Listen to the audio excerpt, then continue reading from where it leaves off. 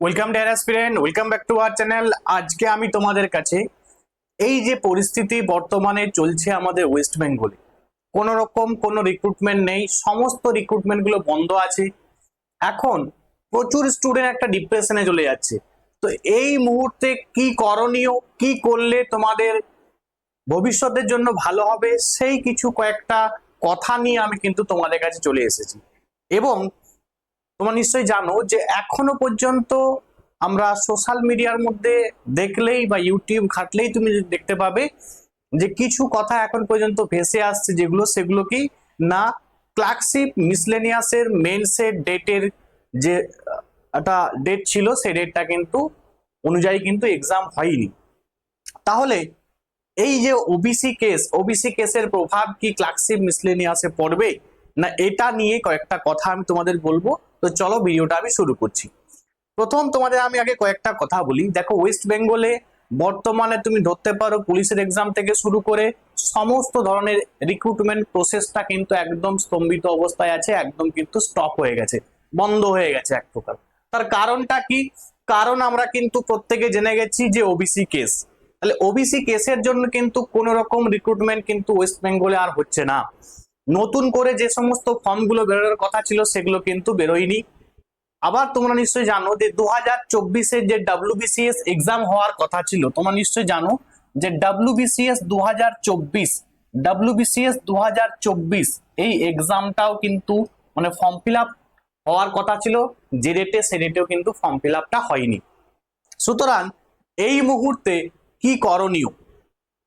দেখো, কয়েকটা কথা তোমাদের যেটা আমি প্রথমেই বললাম যে ক্লার্কশিপ অ্যান্ড মিসলেনিয়াস এই যে দুটো এক্সাম আছে, এর মেন্সের যে ডেট ছিল, ঠিক আছে, মেন্সের যে ডেট আমরা কিন্তু না বললেও পিএসসি যদিও তার অফিসিয়াল সাইটে বলেনি যে মিসলেনিয়াস এক্সাম হবে না, তাও কিন্তু আমরা বুঝেই গেছি যে মিসলেনিয়াস এক্সাম কিন্তু যে ডেট দিয়েছিল সেই ডেট অনুযায়ী কিন্তু তার মেন্সের এক্সাম কিন্তু হচ্ছে না। তাহলে একটা কথা তোমরা শুনতে পাচ্ছ, যেটা আমিও শুনতে পাচ্ছি, যে ক্লার্কশিপ এবং মিসলেনিয়াসের যে মেন্সের ডেট, সেই ডেট কিন্তু চেঞ্জ হয়েছে, ঠিক আছে, বাট একটা কথা বারবার উঠে আসছে যে ওবিসি কেসে কিন্তু এর কোনো প্রভাব পড়বে না। ঠিক আছে, এটা কিন্তু বারবার এই কথাটা কিন্তু উঠে আসছে। এবং পিএসসি যিনি প্রাক্তন শ্রদ্ধেয় স্যার আছে, উনিও কিন্তু বারবার কথা বলে গেছেন। এবং ইভেন কালকেও দেখলাম উনি কিন্তু আবার বলেছেন যে এতে কিন্তু কোনো রকম প্রভাব পড়বে না। সুতরাং তাহলে আমাদের কাছে একটাই প্রশ্ন, যে তাহলে এখনো রেজাল্ট পাবলিশ হচ্ছে না কেন? একটাই, যে প্রশ্ন আমরা করি না কেন, তার উত্তর একটাই আসছে যে পিএসসি তার যে কাজ সেটা কিন্তু সঠিক সময়ে কিন্তু করতে পারছে না। দেখো, মিসলেনিয়াসের কত পরীক্ষা, কত মানে মানে কি বলবো, যে কত আর ওএমআর বলো, খুব বেশি ওএমআর নয়, কিন্তু সেই ওএমআর গুলো কিন্তু এখন পর্যন্ত দেখে উঠতে পারেনি। সুতরাং এই কারণেই কিন্তু মেন্সের ডেট কিন্তু পিছিয়ে যাচ্ছে। ঠিক আছে, এটাই হচ্ছে কারণ। যদি মিসলেনিয়াস পেছাই তাহলে ক্লার্কশিপ পেছাবে, অবশ্যই পেছাবে। এবারে কথাটা হচ্ছে স্যার কতদিন পেছাবে, এইটা একটা প্রশ্ন সবার কাছে রয়ে যাচ্ছে। দেখো, যেটা শোনা যাচ্ছে যে 1-1.5 মাস পেছালেও পেছাতে পারে। সুতরাং আমরা দেখলাম যে ডেট দিয়েছিল সেই ডেট থেকে কিন্তু 1-1.5 মাস কিন্তু পিছিয়ে যাচ্ছে। এবারে তোমাদেরকে আমার যেটা সাজেশন, প্রত্যেকে কিন্তু এখন ডিটাচ কেউ হতে যাবে না। অনেকে হয়তো ভাববে যে স্যার এই এক্সাম তো হচ্ছে না, সুতরাং আমরা আর মেন্সের কথা ভাববো না, অন্য কোনো এক্সাম নিয়ে একটু ভাবি। তুমি অবশ্যই ভাবো, সেটা তোমাকে আমি বারণ করছি না, বাট তোমাকে একটা সাজেশন করব, এখান থেকে যখনই তুমি ডিটাচ হয়ে যাবে তখনই কিন্তু সমস্যা সৃষ্টি হবে। তখনই জেনে রাখবে তুমি কিছু জিনিস ভুলতে থাকবে, কারণ আমাদের ব্রেনটা এমন ভাবে তৈরি, তুমি এখন যেটা পড়বে সেটা তোমার ব্রেনে দেখবে মনে থাকবে অনেকদিন।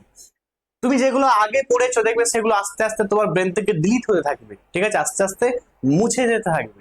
এবারে যদি তুমি মেন্সের যে পড়াগুলো আছে তুমি যদি একবারেই না দেখো, তাহলে তোমার যদি মেন্সের ডেট ঘোষণা করে তখন কিন্তু মিসলেনিয়াসে জানো যে একটা ভাস্ট সিলেবাস, যেখানে প্রায় প্রায় নয় 450 নাম্বারের, ঠিক আছে। আমরা জানি প্রত্যেকটা 150 নাম্বার করে, বাংলায় 150, ইংলিশে 150 এবং জিএস এবং ম্যাথমেটিক্স নিয়ে 150, টোটাল 450 নাম্বারের এক্সাম হবে। সেখানে কিন্তু তোমাকে 300 নাম্বার কিন্তু পেতে হবে, এটা তোমার কিন্তু মাথায় রাখতে হবে। 300 মার্কস তুমি যদি পাও তখন তুমি কিন্তু সেফ স্কোরে থাকবে। বোঝা গেল? এটা গেল ক্লার্কশিপ মিসলেনিয়াসের মেন্সের ব্যাপারে কথা। একটু এসে যাই ডাব্লিউবিসিএস বা যে সমস্ত অবজেক্টিভ এক্সামের জন্য তোমরা প্রিপারেশন নিচ্ছ। তোমরা অনেকে আবার এই ক্লার্কশিপ মিসলেনিয়াসের আরো একটা ডেট ঘোষণা হয়েছিল, তোমরা জানো যে ক্লার্কশিপ মিসলেনিয়াসে কিন্তু এই বছর মানে 2024-এর একটা ভ্যাকেন্সি বেরিয়েছিল, যেটা 2025-এ পরীক্ষা হওয়ার কথা আছে। তো এইটাও কিন্তু হবে। তোমরা নিশ্চয়ই জানো যে ওবিসি কেসের জন্য কিন্তু ফর্ম ফিল আপ থেকে শুরু করে সবকিছু কিন্তু এখন আটকে আছে। তো আমি তোমাদের একটাই কথা বলবো, প্রিপারেশন তোমরা কেউ কিন্তু বন্ধ করবে না। প্রিপারেশন সাইমনটেনিয়াসলি দুটো একসঙ্গে চালিয়ে যাও। এদিকে মেন্সের এক্সাম, তার সঙ্গে সঙ্গে অবজেক্টিভ, ঠিক আছে, মানে ডেসক্রিপটিভ অবজেক্টিভ দুই দিকটাই কিন্তু ভাগ করে করে পড়ো।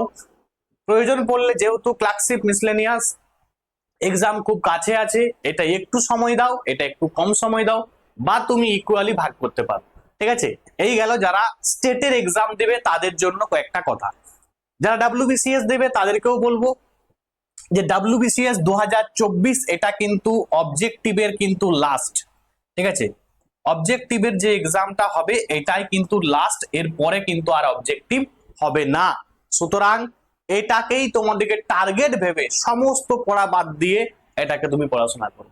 ডাব্লিউবিসিএস এর জন্য পড়ো সমস্ত অবজেক্টিভ বইগুলো যা যা আছে, হিস্ট্রি, জিওগ্রাফি, পলিটি, ইকোনমিক্স, প্রত্যেকটা ম্যাথ, রিজনিং সব কিন্তু একদম শেষ করতে থাকো 1 বাই 1 চ্যাপ্টার ধরে ধরে, যেহেতু এক্সামটা ডাব্লিউবিসিএস এক্সাম বুঝতেই পেরে গেছো যে পিছাবেই, ঠিক আছে। কারণ দেখতেই পাচ্ছ যখন ক্লার্কশিপ মিসলেনিয়াস পিছাচ্ছে, সুতরাং এর ডেটটাও কিন্তু পিছাবে, ঠিক আছে।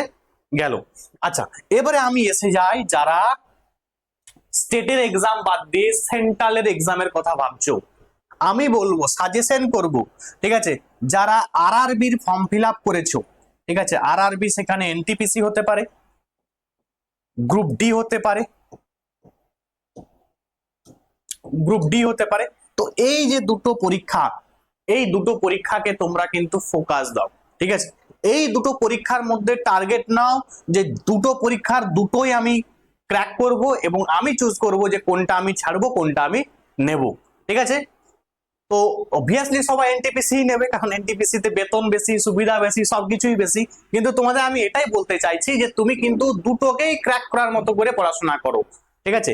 এখন তোমাদের কাজ যেগুলো হবে, পারলে একটা প্রিভিয়াস ইয়ারের বই কিনো এনটিপিসির, আরআরবি গ্রুপ ডি একটা প্রিভিয়াস ইয়ারের বই কেনো, এবং প্রিভিয়াস ইয়ারে যে সমস্ত কোশ্চেন গুলো এসেছে সেগুলো কিন্তু 1 বাই 1 করে পড়তে থাকো।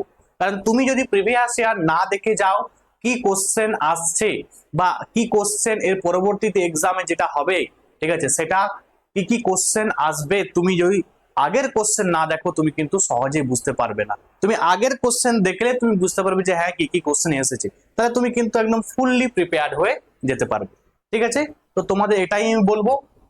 আচ্ছা, তোমাদের আমি একটু বলে দিই, আমার কিন্তু বর্তমানে ডেসক্রিপটিভ অবজেক্টিভ দুটো ব্যাচই কিন্তু কন্টিনিউয়াস চলছে। তোমরা যারা অ্যাডমিশন নিতে চাও আমার কাছে অ্যাডমিশন নিতে পারো।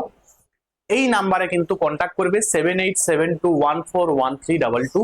আমার কিন্তু বর্তমানে দুটি ব্যাচ চলছে, একটি ক্লার্কশিপ মিসলেনিয়াস ডাব্লিউবিসিএস মানে সমস্ত মেন্সের জন্য একটি ব্যাচ, এবং আরেকটি ব্যাচ সেটা হচ্ছে অবজেক্টিভ, ঠিক আছে। সেখানে RRB, NTPC, group D, clerkship মিসলেনিয়াসের যে প্রিলিমসের যে এক্সাম, সমস্ত এক্সামের জন্য কিন্তু একটা ব্যাচ চলছে।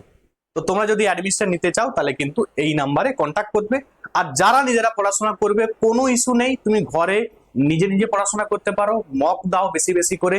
আমি রিসেন্ট আমার স্টুডেন্টদের জন্য কিন্তু আমি 10টা মক রেডি করেছি, ঠিক আছে। আমি তাদের কাছে মক নেবো এবং তোমার প্রচন্ড প্র্যাকটিস করতে হবে, প্র্যাকটিস না করলে তুমি কিন্তু এক্সাম সহজে ক্র্যাক করতে পারবে না, ঠিক আছে। তো আজকে এটা বলার জন্য আসলাম, আজকে এখান পর্যন্ত। Thanks for watching.